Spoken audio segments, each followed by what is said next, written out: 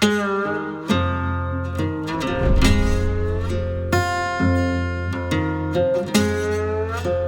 my name's Bill Sang and I'm a member of the Toowoomba Electric Coal Machinery Society. I've been a member for about 30 years and this is my little engine here.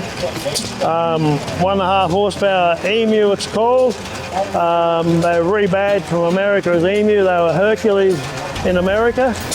It's driving a little 3/4 inch centrifugal pump that was originally on a dairy fridge that used to cool the cream.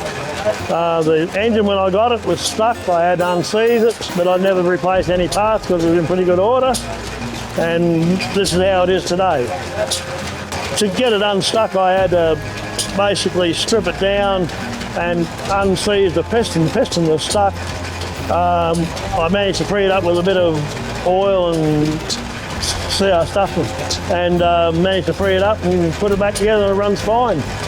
Yeah, well, I've had this engine, I suppose, for about 20 years and it's been very reliable. It very rarely gives any trouble. And like I said, when I got it, I restored it. It's an older restoration and it's done about probably, 40 or 50 rallies.